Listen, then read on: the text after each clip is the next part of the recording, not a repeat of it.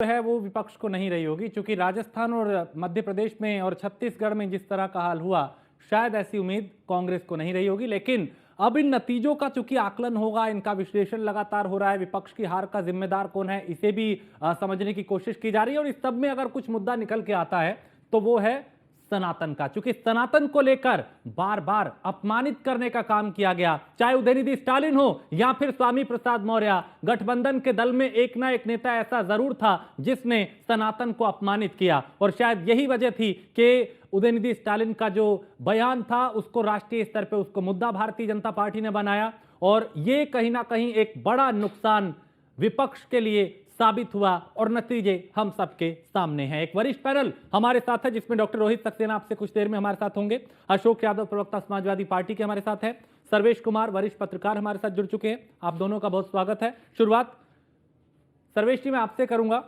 ये जो नतीजे आए हैं इन 3 राज्यों में विपक्ष का जो हाल हुआ, क्या सनातन का मुद्दा भारी पड़ा है विपक्ष पे?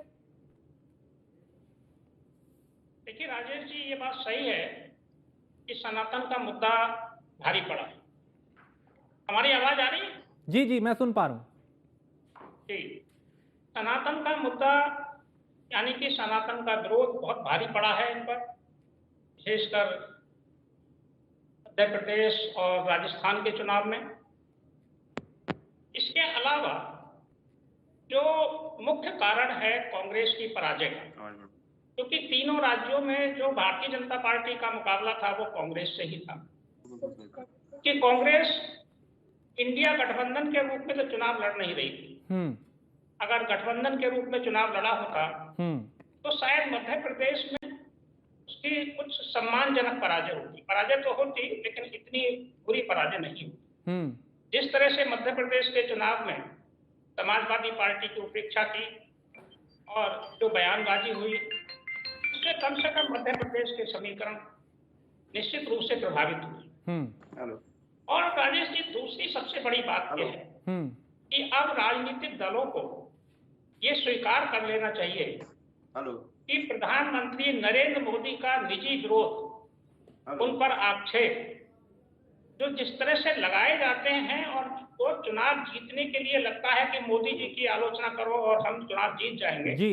इसको अब उन्हें छोड़ देना चाहिए, क्योंकि नरेंद्र मोदी देश की जनता के मन में बसते हैं। और जैसे जैसे ये नरेंद्र मोदी पर आक्रमण करते हैं वैसे वैसे भारतीय जनता पार्टी के वोट बढ़ते हैं।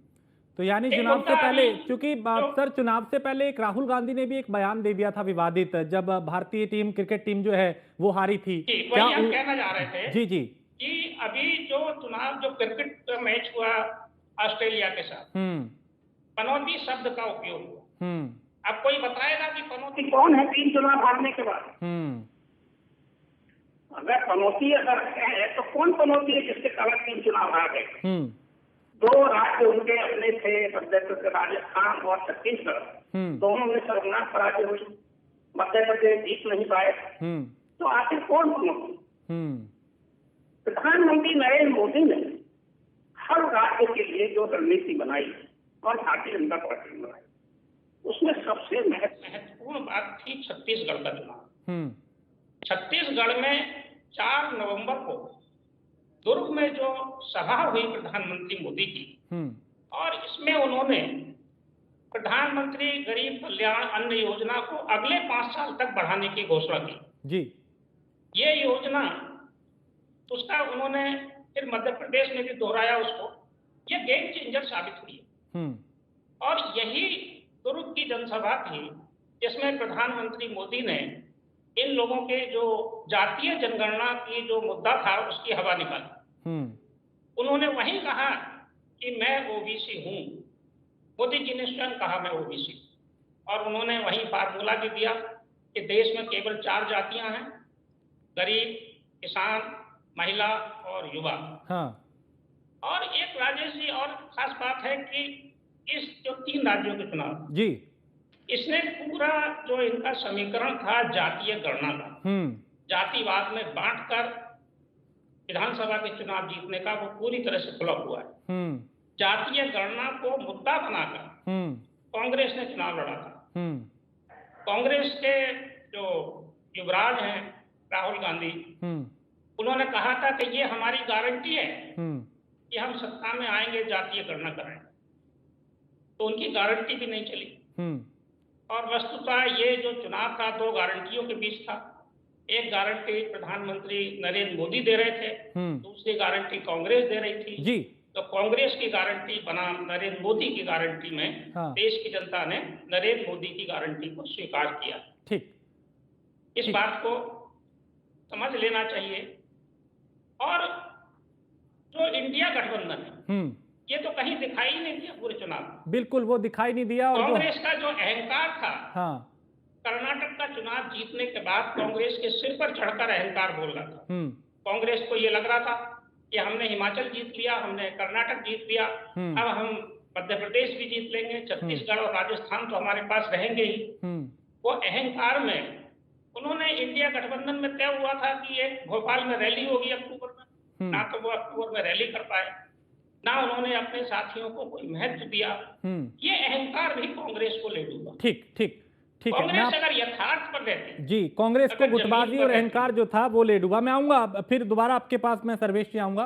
पीसीआर टीम रोहित जी का नाम ठीक कीजिए। और अशोक जी, ये जो समीकरण और ये जो अब जो चूंकि नतीजे हमारे सामने हैं, सबसे बड़ा फैक्टर आप क्या मानते हैं? क्या अखिलेश और यानी समाजवादी पार्टी और कांग्रेस के बीच में जो चुनाव से पहले खींचतान हुई, तोतू महमा हुई, क्या वो एक बड़ी वजह बना यहाँ पे? चूंकि आपको भी नुकसान हुआ और कांग्रेस को भी नुकसान हुआ, फायदा बीजेपी को हो गया।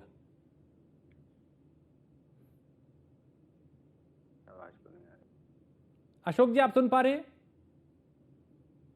आवाज मेरी अशोक जी तक नहीं जा पा रही।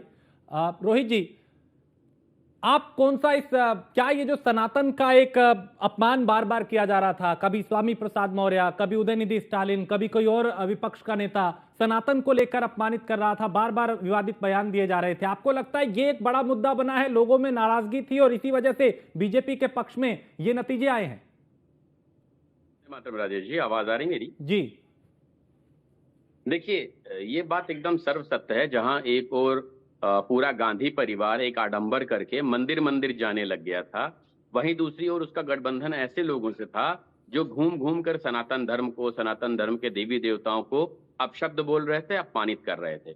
देखिए, एक बात ध्यान रखिए, धर्म हमेशा सर्वोपरि होता है। आप किसी भी व्यक्ति से, किसी भी गरीब व्यक्ति से आप कह दीजिए कि आप ईश्वर के खिलाफ अपशब्द बोल दीजिए तो आपका अच्छा हो जाएगा, आदमी कभी नहीं करेगा। कोई भी इंसान होगा, किसी भी धर्म का होगा, अपने धर्म को कभी गाली नहीं देगा, उनके देवी देवता हमेशा पूजनीय रहेंगे।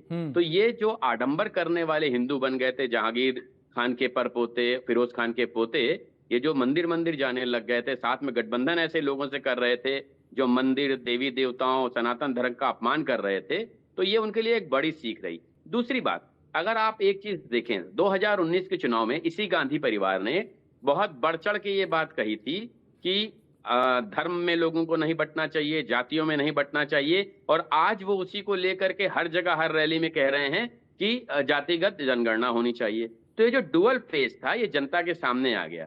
जब ये हिमाचल जीते, कर्नाटक जीते, तब तो इनका ये जनमत का सम्मान है, जनता ने हमें चुना, और पता नहीं क्या क्या बोल रहे थे। आज वो लोग ईवीएम पे रोना रो रहे हैं। मतलब जब आप जीत जाएं तब सब सही है, जब आप हार जाएं तो ईवीएम गलत है। और देखिए, पाखंड बहुत दिन तक नहीं चलता है। अगर मैं स्वामी प्रसाद मौर्य की बात कहूं तो अखिलेश यादव ने उसमें कोई इनिशिएटिव नहीं लिया, जिसका सामना उनको अपने गठबंधन में बेइज्जत होकर करना पड़ा। आकर के उन्होंने मध्य प्रदेश में कहा भी ये बात बाकायदा मीडिया के सामने कि अगर मुझे पता होता कि ये गठबंधन विधानसभा चुनावों के लिए नहीं है तो मैं अपने नेताओं को बेइज्जत होने नहीं भेजता। देखिए, जो गठबंधन होता है वो हमेशा का गठबंधन होता है, किसी एक टाइम लिमिट के लिए या किसी एक टाइम फेज के लिए, पर्टिकुलर कंडीशन के लिए नहीं होता। यदि मैं एनडीए गठबंधन की बात करूं तो एनडीए जब विधानसभा चुनावों में जाती है तो अपने गठबंधन की जो पार्टियां होती है उनके साथ सीटें शेयर करती है, उनके साथ अपने थॉट प्रोसेस शेयर करती है, और सब लोग एक ही विचारधारा में चलते हैं। मैंने हर बार आपके इसमें डिबेट में कहा है कि ना ही विपक्ष के पास कोई मुद्दा है, क्योंकि हर बार उनके मुद्दे चेंज होते हैं, जो नई चीज आती है उसको लपकने की कोशिश करते हैं। आप सोचिए, अगर मैं आम आदमी पार्टी की बात करूं तो आम आदमी पार्टी ने क्या किया था, पंजाब चुनाव के पहले उनको किसानों का आंदोलन बहुत अच्छा लगता था, बहुत उसको बढ़ चढ़ कर बढ़ावा देते थे,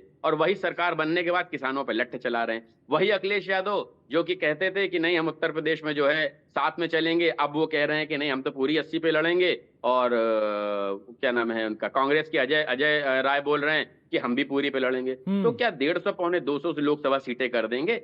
और एक बात ध्यान रखिए, गठबंधन का मतलब ये होता है किसी एक व्यक्ति को सर्वोपरि आगे आप करके उसको चुनाव लड़ाने में, उसको आगे बढ़ाने में सहयोग करें, जैसा एनडीए करता है कि सबका चेहरा माननीय प्रधानमंत्री नरेंद्र मोदी जी हैं, सब उनको आगे बढ़ाना चाहते हैं। इनके यहाँ क्या है, अरविंद केजरीवाल कहते हैं यदि ये विधेयक पे हमारे साथ हैं तो हम इनके साथ खड़े होंगे। तो अलग अलग चीजों में अलग अलग जब इनके कंडीशंस होती है, इनके सुर बदलते हैं। 6 तारीख को आप एक बात बिल्कुल ध्यान रखिए, जो इस भारत को, इंडिया को डिवाइड करने वाले, डॉट डॉट लगाने वाले गठबंधन के बाहर, मीटिंग के बाहर आके इनकी सरफड़ोबल होनी। और आज तक मैंने जितनी बातें आपकी डिबेट में कही हैं सब सच हुई हैं। आपने एग्जिट पोल, आपको याद हो, बाद में बताया जी। उसके पहले मैंने आपसे कहा था 150 से अधिक सीटें हम एमपी लेके आएंगे, हम छत्तीसगढ़ भी जीतेंगे, जबकि सारे लोग लेकिन सर जो हमारा एग्जिट पोल था वो बिल्कुल सटीक बैठा, जो हमने भी आंकड़ा दिया था एमपी को लेके वो बिल्कुल सटीक आंकड़े एकदम सही थे। लेकिन मैं उस आंकड़े से पहले आपके साथ बैठा था, आपको याद होगा।